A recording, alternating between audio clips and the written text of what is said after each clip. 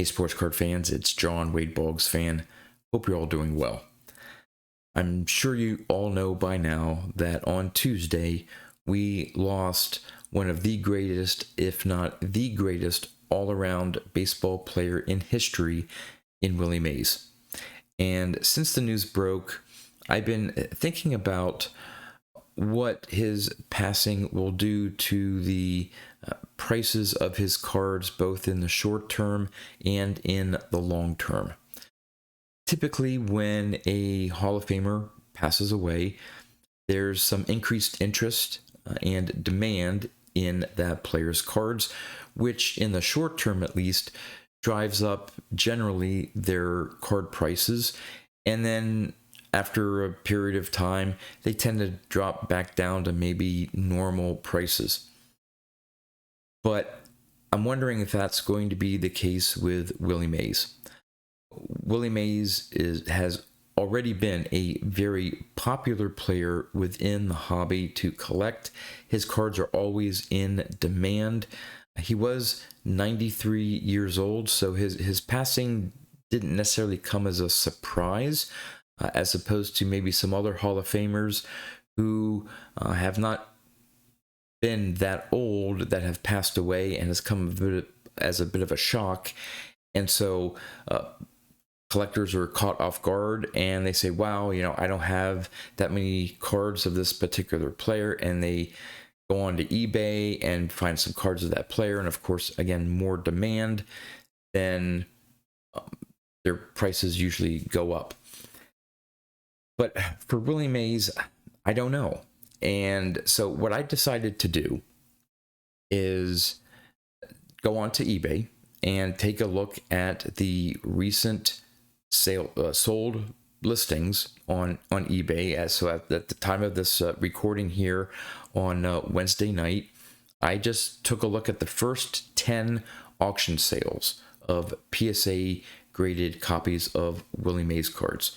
The reason why I chose auctions, there is probably a great deal of purchasing of buy it now listings, but that doesn't necessarily, they were buy it now prices before his passing. So I wanted to take a look at auctions because that I think would give me a better idea of the immediate interest in Willie Mays cards since his passing, because you could go on, find an auction, and again, through more people's interest, potentially drive up the price. So I took a look at the 10 most recent sales on eBay of auction listings for PSA graded copies of Willie Mays cards.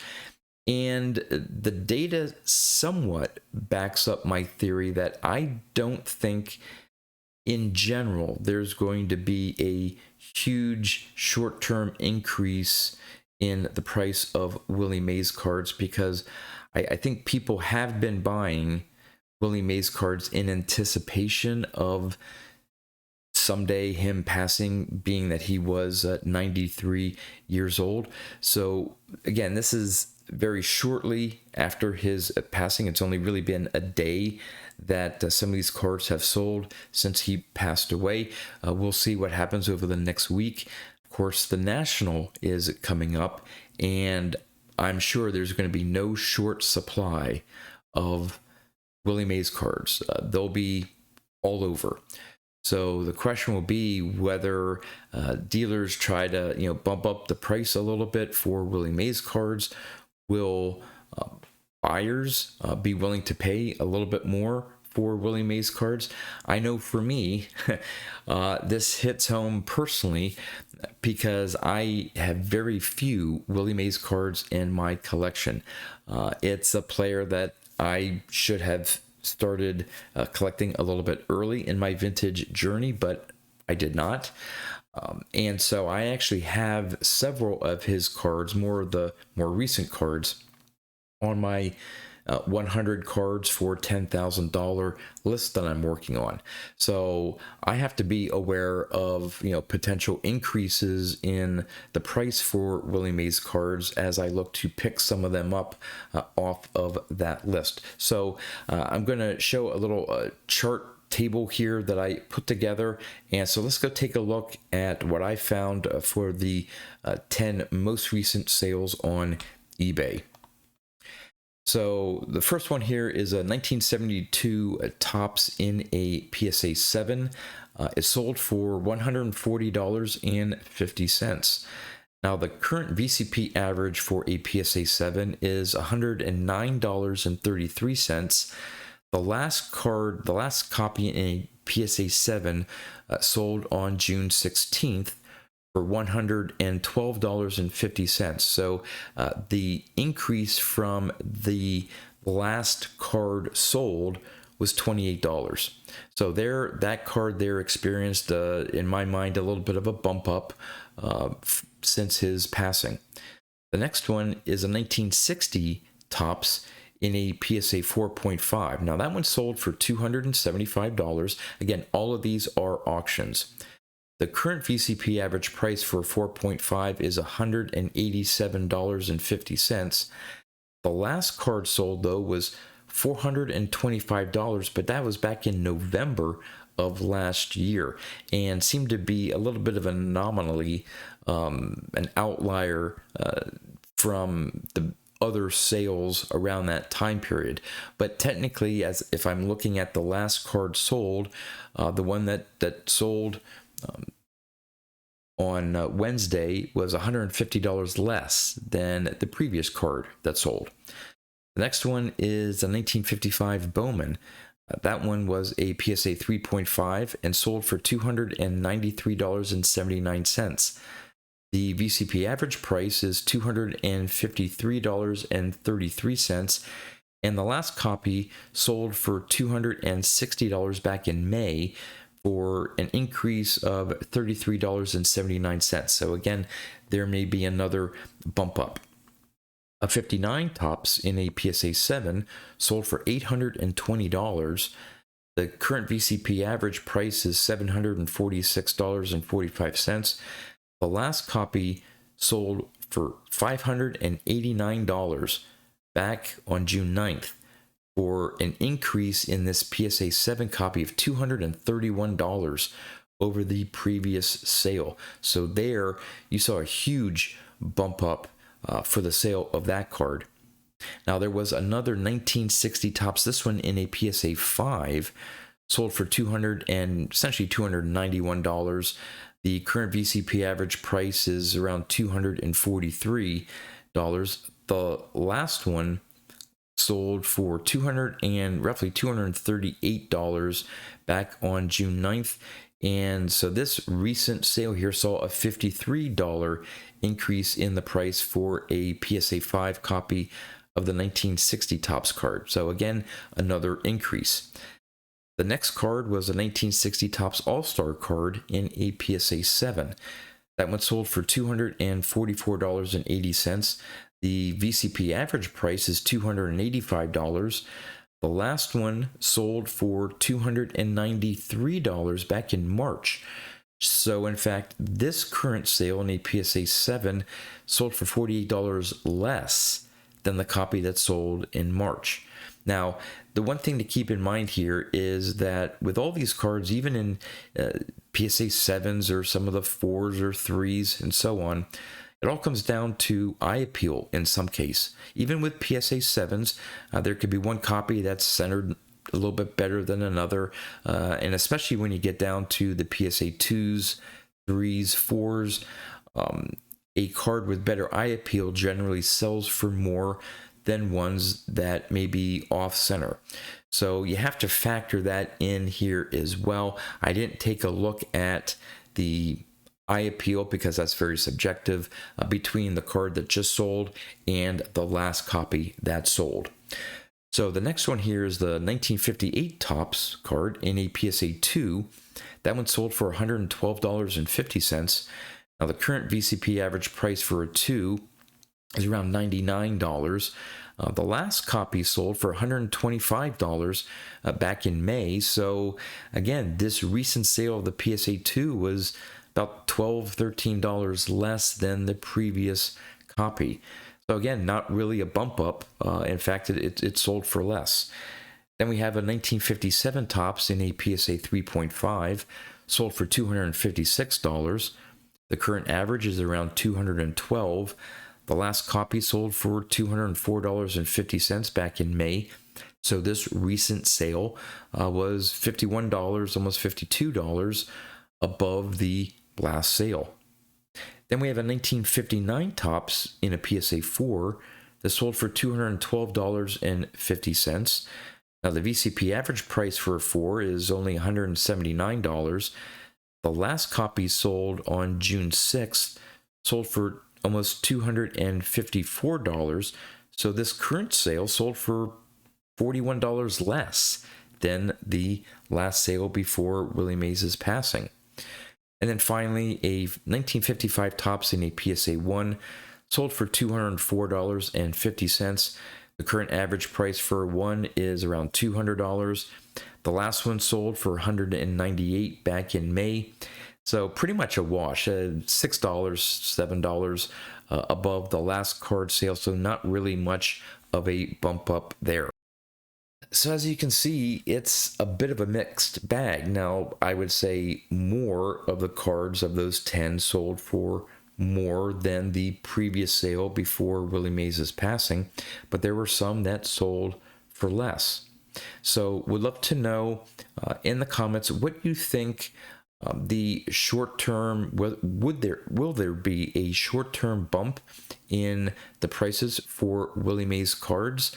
Has his passing already been sort of baked into the cake in terms of his prices, knowing that at some point he was going to be passing away and people have already started collecting his cards in anticipation of a potential bump? And those that are still left out there, like me, who do not own a lot of Willie Mays cards, we may wait until a short-term bump is over, until we go and decide to purchase any Willie Mays cards. I think in general, given the entire market for vintage cards that have seen a decline over, say, the last year from the COVID bubble, generally speaking, I think Willie Mays cards have held their value fairly well, if not have gone up. So again, I think for Willie Mays, a lot of this has sort of been anticipated, and so I don't think overall, you're going to have some examples, of course, but I don't think overall you're going to see a big jump or spike in the prices for Willie Mays cards. So again, would love to know what your thoughts are on this.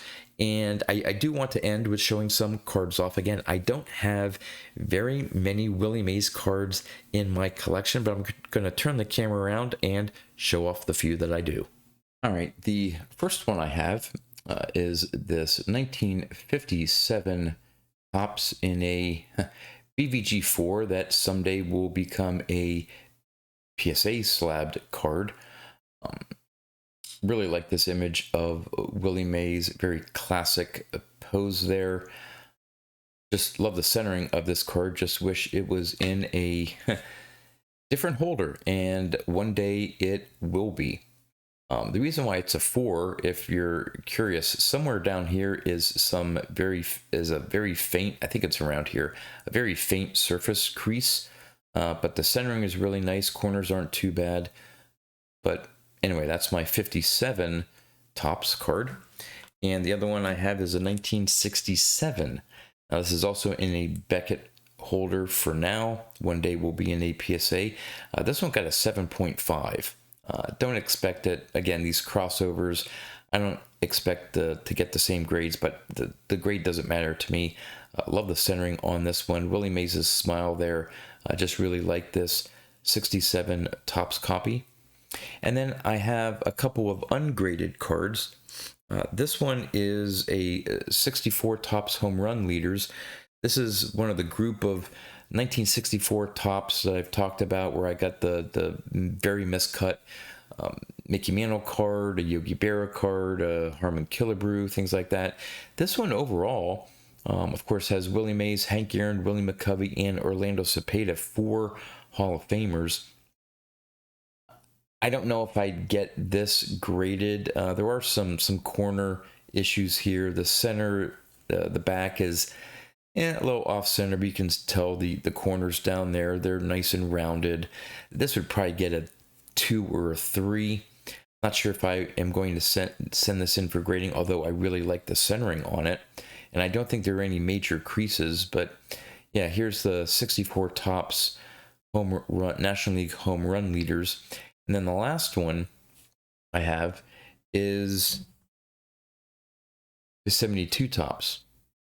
And whenever I look at this card, obviously I like the card in general, but I keep thinking to myself, wow, yeah, I definitely want to send this in for grading.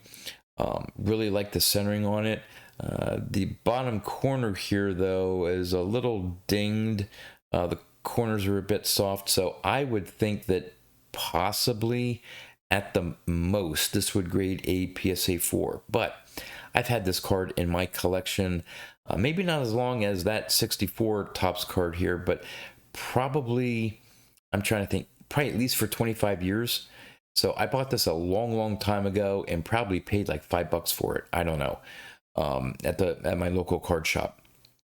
And so even the cost of grading this, even if it comes back at PSA 4, it may be cheaper to get it graded than go out and buy a PSA 4 copy of the 72 tops Willie Mays. So yeah, that is the extent of my Willie Mays collection, both graded and non-graded.